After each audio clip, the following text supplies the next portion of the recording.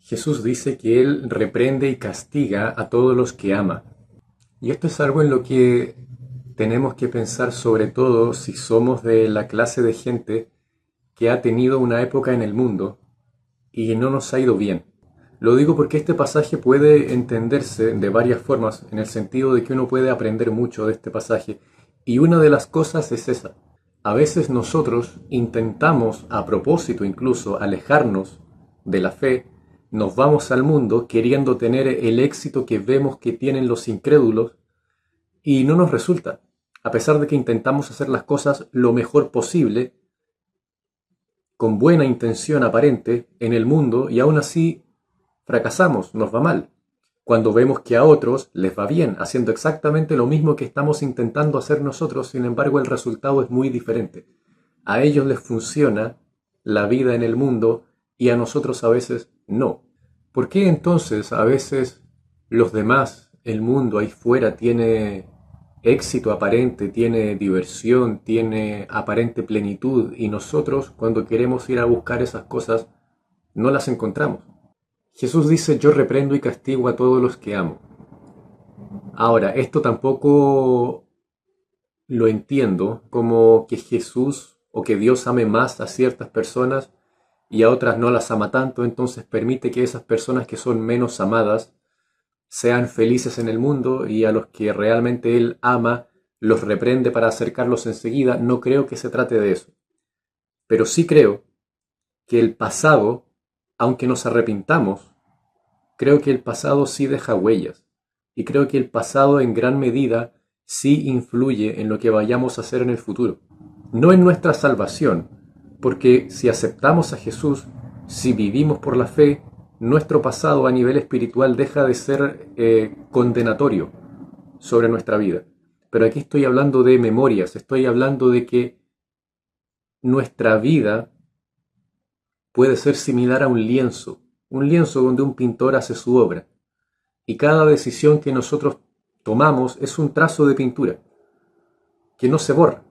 Podemos luego darle un buen sentido, podemos intentar maquillarla, podemos intentar usarla para beneficio, pero no se borra de nuestra memoria, de nuestro corazón. Porque tenemos un cerebro, y este cerebro está formado literalmente para almacenar información, es decir, nuestras decisiones, lo que hicimos en vida, tiene luego repercusiones, sigue dentro de nosotros, ya no en sentido de castigo espiritual, pero sí como parte de nuestra experiencia de vida.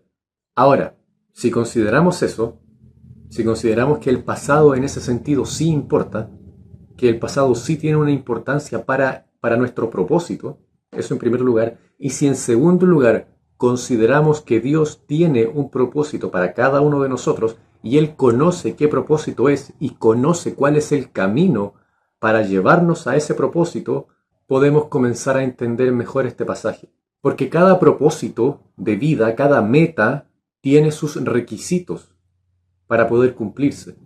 Por ejemplo, alguien que tenga un pasado de drogadicción o de alcoholismo puede ser especialmente útil para tratar con jóvenes que estén pasando por la drogadicción, por el alcoholismo. Esa persona que tuvo un pasado en la droga o en el alcohol va a estar mucho mejor capacitado que yo, por ejemplo, que no tuve ese pasado, gracias a Dios, va a estar mucho más capacitado que yo para acercarse a esa juventud, para poder hablarle a esa juventud y así ser útil en el reino de Dios a través de esa área, a través de la restauración, del rescate de los jóvenes adictos.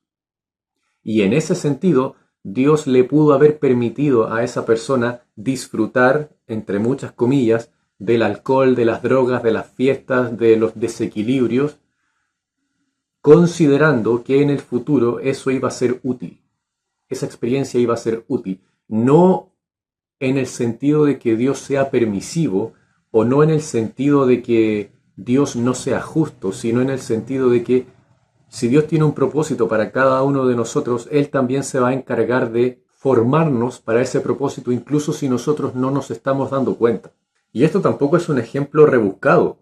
Quiero decir, ¿cuántos pastores hemos escuchado, cuántos evangelistas hemos escuchado que tienen testimonios así, que fueron drogadictos, que fueron ladrones, que fueron alcohólicos, son cosas que pasan y luego usan esa experiencia no para glorificar esa experiencia, sino para usarla para algo bueno. Entonces, hasta ahora tenemos que Dios, en algunos casos, cuando el propósito de cierta persona lo requiere, Dios puede permitir que ese individuo tenga una época de hijo pródigo.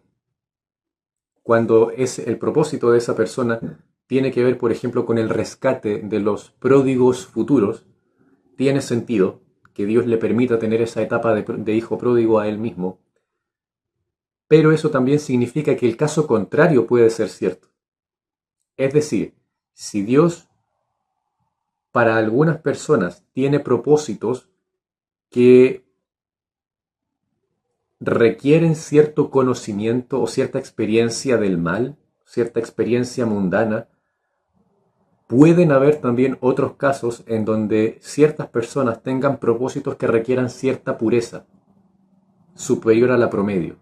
¿Qué quiero decir con esto? Que si hay propósitos de vida en Cristo que pueden nutrirse de cierta experiencia mundana, también tienen que haber por lógica otros propósitos para otras personas que requieran cierta pureza especial. Y en esos casos, Dios, lejos de permitir esa etapa mundana, la va a impedir a toda costa.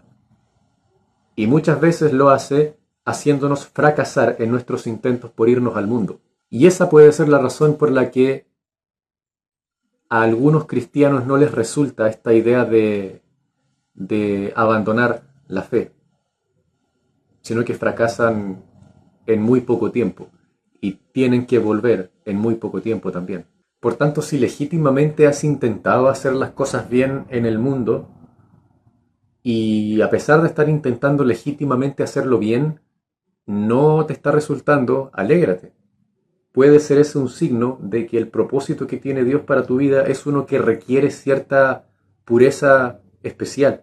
Y si revisas las Escrituras, aquellas personas a las que Dios aparta con un propósito que requiere cierta santidad particular, son personas muy usadas luego, son propósitos muy poderosos. Ahora, esto también genera otra preocupación porque está bien, entendemos esto, volvemos al Evangelio, pero las cosas no cambian, seguimos en ese fracaso, seguimos en esa misma inconformidad espiritual que nos llevó a intentar ir al mundo.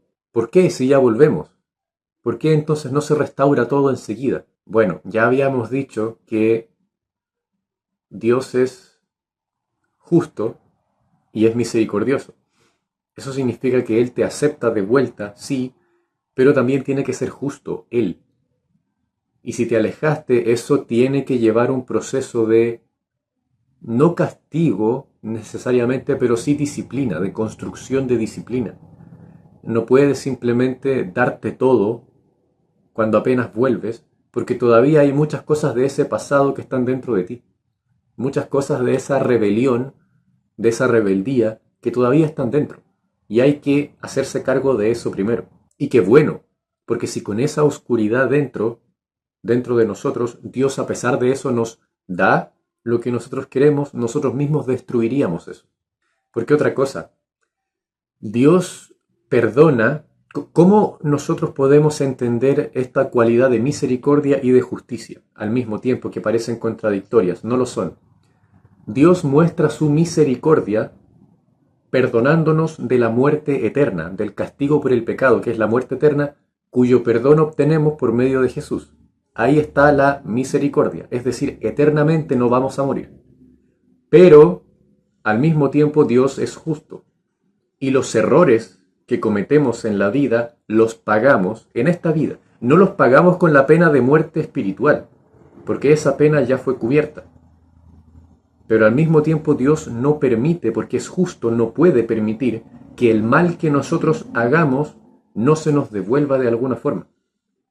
Y muchas veces el mal que hemos hecho, muchas veces las malas decisiones que hemos tomado, el daño que hemos hecho, la forma que Dios tiene para disciplinarnos es a través del tiempo.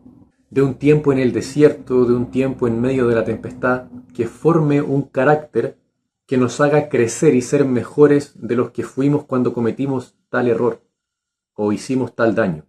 ¿Y por qué? Porque es en ese tiempo de desierto en que te das cuenta que el mundo realmente no te dio nada que te acompañe, que te beneficie a día de hoy. Y por eso fue tan importante la época del desierto en Israel.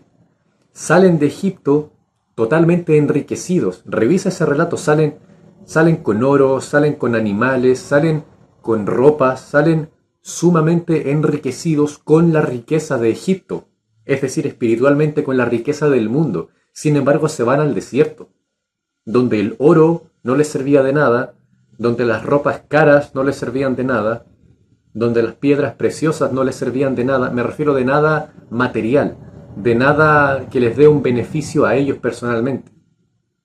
Porque estaban en medio del desierto, con hambre, con sed. ¿Por qué? Porque era una época donde tenían que conocer a Dios, trabajar en su identidad espiritual.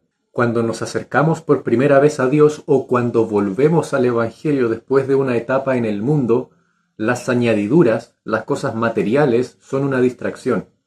Lo primero es enfocarnos en el reino, y ya con el tiempo, cuando Dios decrete que hemos alcanzado cierta madurez y que ya no somos los que éramos antes, entonces sí podremos acceder a la siguiente etapa.